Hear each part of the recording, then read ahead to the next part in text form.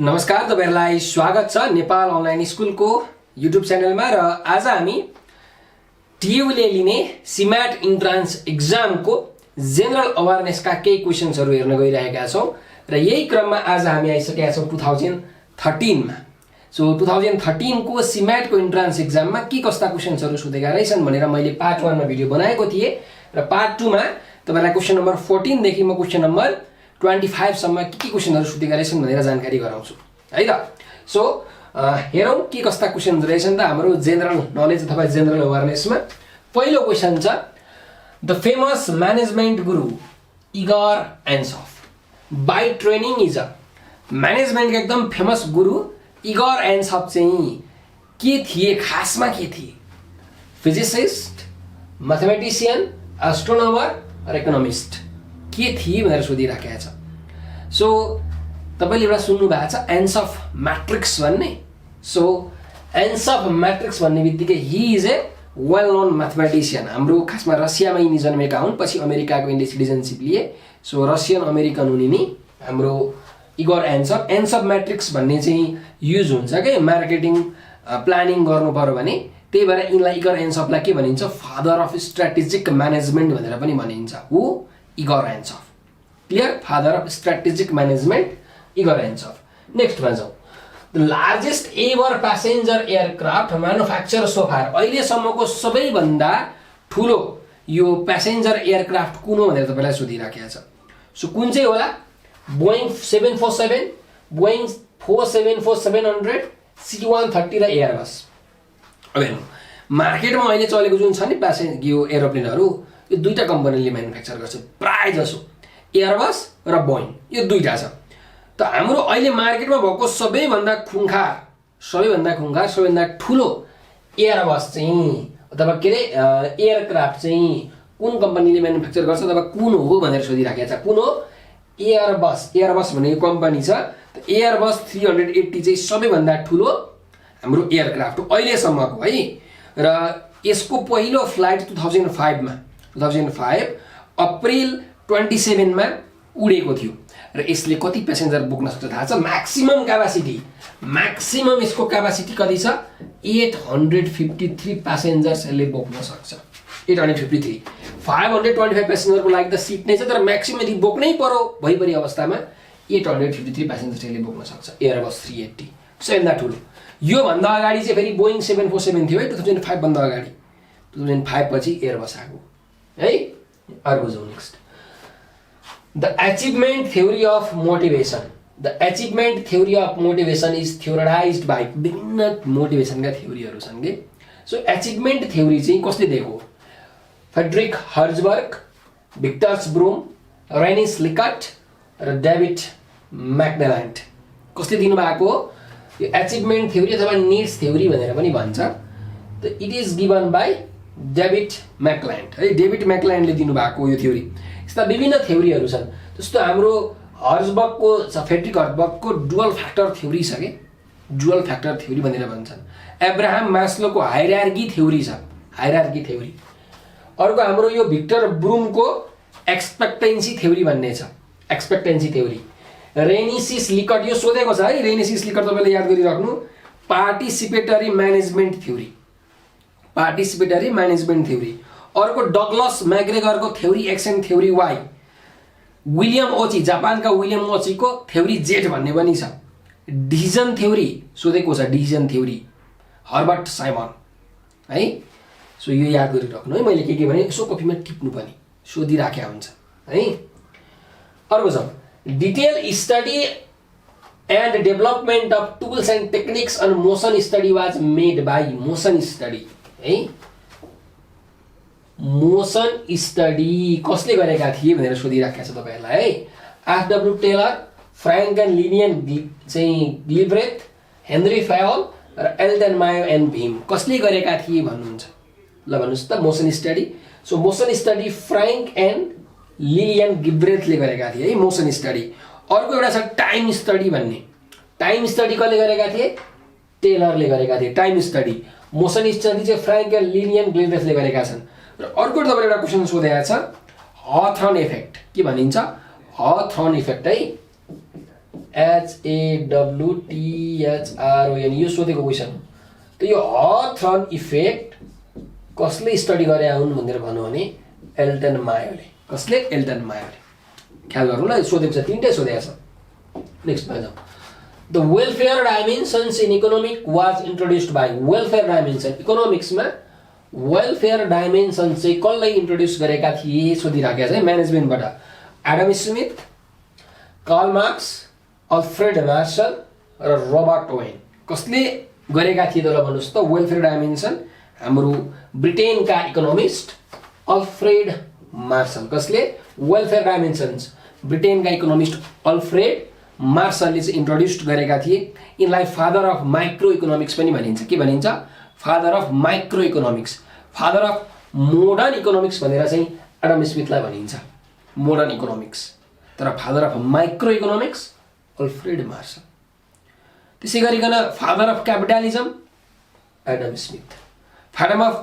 Father of communism साम्यवादको पिता Karl Marx, जर्मनीका कार्ल मार्क्स। क्लियर? ल अर्को जाउँ। आयो हर्बर्ट साइमन है, अघि भर्खर मैले भनेको थिएँ है। So Herbert Simon got Nobel prize in economic for working on the theory of. Herbert साइमनले नोबेल प्राइज पाएछ इकोनोमिक्समा। कुन थ्योरीमा काम गर्दाखेरि? Decision making theory, participatory management theory, dividend theory अथवा पोर्टफोलियो थ्योरी। कुन थ्योरीमा होला? यसको हाम्रो सही उत्तर हो decision making theory. Father of decision making भनेर पनि चिनिन्छ हर्बर्ट साइमनलाई। यिनले इकोनोमिक्समा नोबेल प्राइज पाए यो डिसिजन मेकिङ थ्योरीमा काम गरे बापत है। अर्को हाम्रो यो पार्टिसिपेटरी म्यानेजमेन्ट थ्योरी कसको हो? यो अघि भर्खर हामीले कुरा गरेको थियौँ नि, रेनेसिस लिकटको। कसको हो? रेनेसिस लिकट। ठिक छ। अर्को हाम्रो यो पोर्टफोलियो थ्योरी छ। हेर्नुहोस्, सोध्दैला नि त, लेख्नु त पर्यो, याद लेखिराख्नु। हाम्रो ह्यारी मार्कोविच यिनले दिएका छन् पोर्टफोलियो थ्योरी। र अर्को थ्योरी छ डिभिडेन्ड थ्योरी। यो चाहिँ दुईजनाले दिएका छन् है, डिभिडेन्ड थ्योरी। फ्रान्क्लो मोडी ग्लियानी र मर्टन मिलर यी दुईजनाले दिएका छन् डिभिडेन्ड थ्योरी। ठिक छ। ल यो याद गरिराख्नु है। तर डिसिजन मेकिङ यो अगाडि पनि सोधेको छ, अगाडि दुईचोटि सोधेको छ, यो सय तीनचोटि भयो। यो याद गर्नु पर्यो। हर्बर्ट साइमन यो सोधेको छ। अनि पार्टिसिपेटरी म्यानेजमेन्ट थ्योरी यो पनि सोधेको छ हाम्रो कुन त? रेनेसिस लिकट। क्लियर? 20 मा जाउँ। The most widely use currency in the south America. South अमेरिकामा एकदमै धेरै युज हुने करेन्सी कुन हो भनेर सोधिराखेको छ। डलर, फ्राङ्क, मार्क र पेसो। कुन चाहिँ हो? It's correct answer is peso. South अमेरिकामा अर्जेन्टिना, चिली यस्ता देशहरू, कोलम्बिया यस्ता देशहरूले कुन युज गर्छ? हाम्रो यो पेसो युज गर्छ है, पेसो। ठिक छ। अब यो डलर भनेको युएसको, अस्ट्रेलियाको डलर भइहाल्यो। फ्राङ्क भनेको स्विजरल्यान्डको स्विस फ्राङ्क भनेर भन्छ है। अर्को यो मार्क भनेको छ, मार्क भनेको जर्मनीको। तर जर्मनीमा अहिले मार्क युज हुँदैन। हाम्रो जर्मनीमा अहिले युरो युज हुन्छ, युरो। ठिक छ। सो युरो भन्ने 20वटा देशमा युज हुन्छ युरोपको। त मार्क खासमा जर्मनीको थियो, तर अहिले मार्क युज हुँदैन है। मार्क भन्ने करेन्सी जर्मनीको छैन, हटिसकेको छ। क्लियर? नेक्स्टमा जाउँ। The famous Nepali novel Palpasa cafe was written by. एकदम प्रसिद्ध नेपाली उपन्यास पल्पसा क्याफेका लेखक को हुन्? कसले लेखेका थिए? गोपाल प्रसाद रिमाल, हरि अधिकारी, सम्राट उपाध्याय र नारायण वाग्ले। त सबैलाई थाहा छ है, तपाईँले पनि पढ्नुभयो होला। सो हाम्रो पल्पसा क्याफे कसले लेख्नु भएको त? नारायण वाग्लेले लेख्नु भएको, नारायण वाग्ले।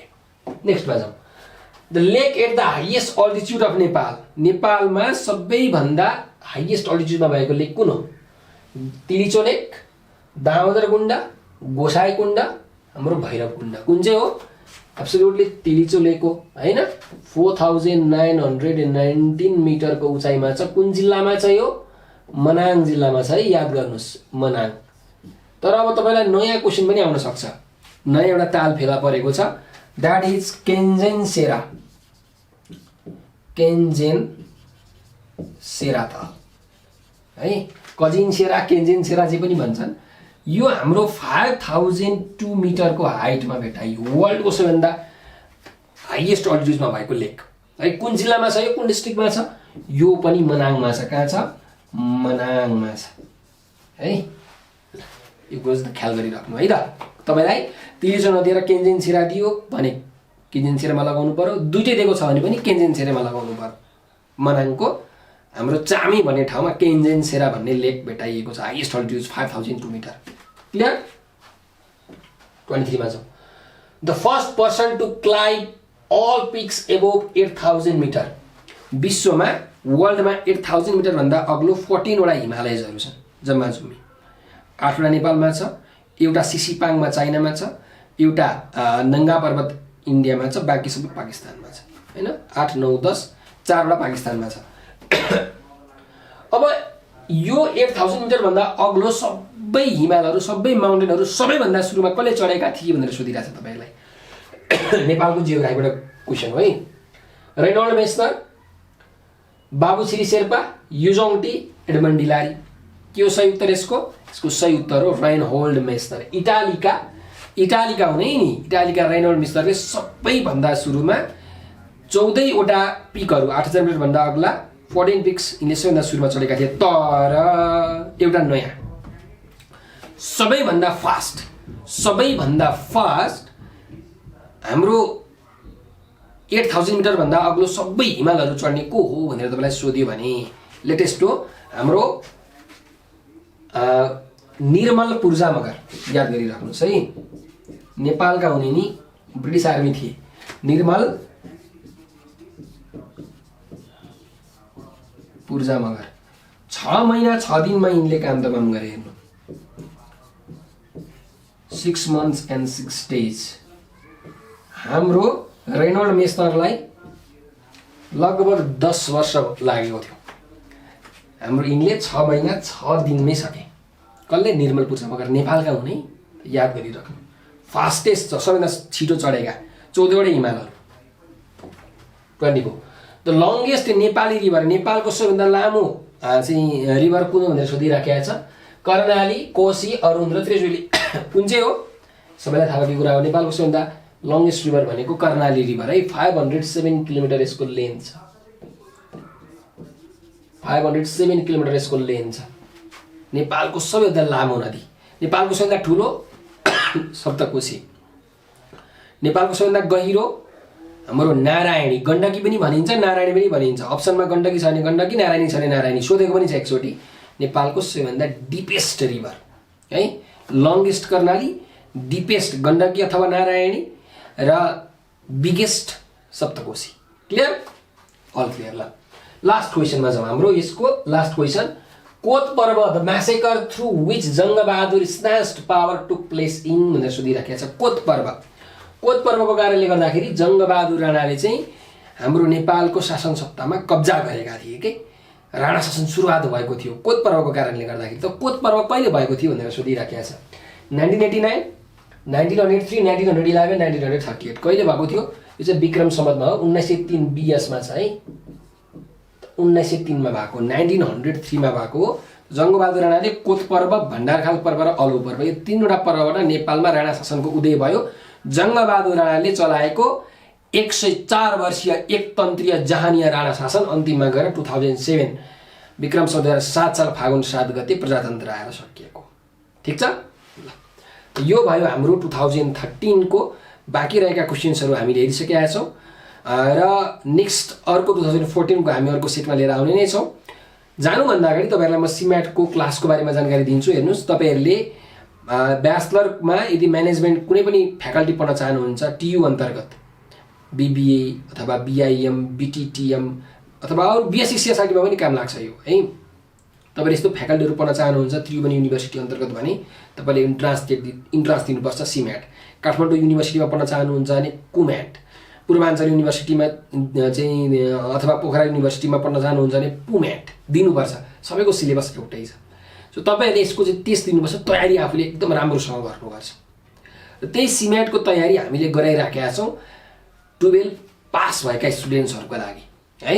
सो तपाईहरुले यदि CMAT को क्लास जोइन गर्न चाहनुहुन्छ एकदमै एफोर्डेबल प्राइसमा भने तपाईहरुले हाम्रो यो नम्बरमा सम्पर्क गर्नुस् 9849595895 यो नम्बरको व्हाट्सएपमा